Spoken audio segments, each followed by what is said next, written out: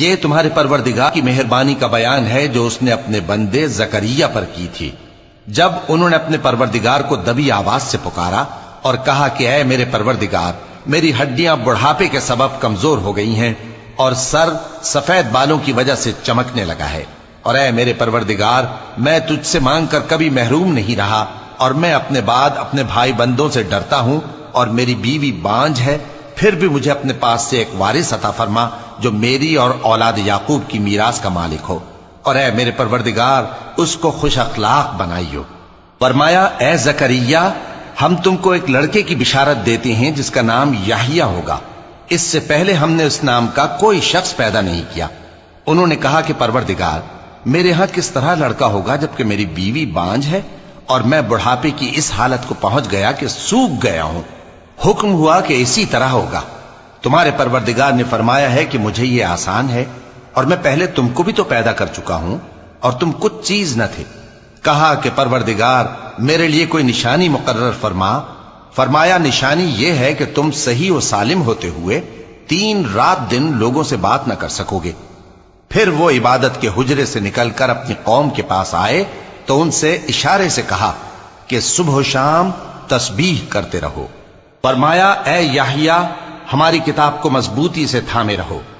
اور ہم نے ان کو لڑکپن ہی میں دانائی عطا فرمائی تھی اور اپنے پاس سے شفقت اور پاکیزگی دی تھی، اور وہ پرہیزگار تھے اور وہ اپنے ماں باپ کے ساتھ نیکی کرنے والے تھے اور سرکش اور نافرمان نہیں تھے۔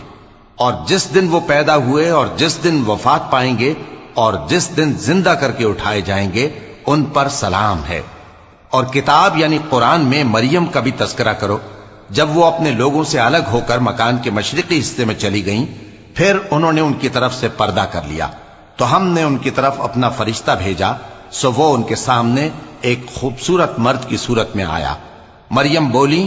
کہ اگر تم پرہیزگار ہو تو میں تم سے بچنے کے لیے رحمان کی پناہ لیتی ہوں۔ فرشتے نے کہا کہ میں تو تمہارے پروردگار کا بھیجا ہوا یعنی فرشتہ ہوں، اور اس لیے آیا ہوں کہ تمہیں پاکیزہ لڑکا بخشوں۔ مریم نے کہا کہ میرے ہاں لڑکا کیوں کر ہوگا جبکہ مجھے کسی مرد نے بطور شوہر چھوا تک نہیں اور میں بدکار بھی نہیں ہوں۔ فرشتے نے کہا کہ یوں ہی ہوگا، تمہارے پروردگار نے فرمایا کہ یہ مجھے آسان ہے اور میں اسے اسی طریق پر پیدا کروں گا تاکہ اس کو ہم لوگوں کے لیے اپنی طرف سے نشانی اور ذریعہ رحمت بنائیں، اور یہ کام مقرر ہو چکا ہے۔ چنانچہ وہ اس بچے کے ساتھ حاملہ ہو گئیں اور اسے لے کر ایک دور جگہ چلی گئیں۔ پھر درد ذہ ان کو کھجور کے تنے کی طرف لے آیا، کہنے لگی کہ کاش میں اس سے پہلے مر چکتی اور بھولی بسری ہو گئی ہوتی۔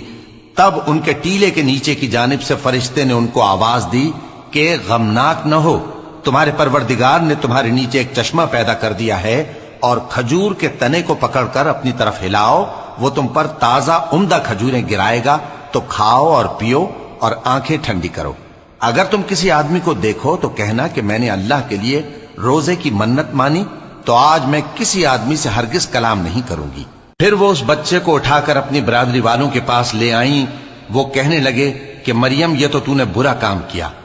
اے ہارون کی بہن، نہ تو تیرا باپ ہی برا آدمی تھا اور نہ تیری ماں ہی بدکار تھی۔ تو مریم نے اس بچے کی طرف اشارہ کیا۔ وہ بولے کہ ہم اس سے کہ گود کا بچہ ہے کیسے بات کریں؟ بچے نے کہا کہ میں اللہ کا بندہ ہوں، اس نے مجھے کتاب دی ہے اور نبی بنایا ہے، اور میں جہاں ہوں اور جس حال میں ہوں اس نے مجھے صاحب برکت بنایا ہے، اور جب تک زندہ ہوں مجھ کو نماز اور زکوٰۃ کا ارشاد فرمایا ہے، اور مجھے اپنی ماں کے ساتھ نیک سلوک کرنے والا بنایا ہے اور سرکش و بدبخت نہیں بنایا، اور جس دن میں پیدا ہوا اور جس دن مروں گا اور جس دن زندہ کر کے اٹھایا جاؤں گا مجھ پر سلام ہے۔ یہ مریم کے بیٹے عیسیٰ ہیں، اور یہ سچی بات ہے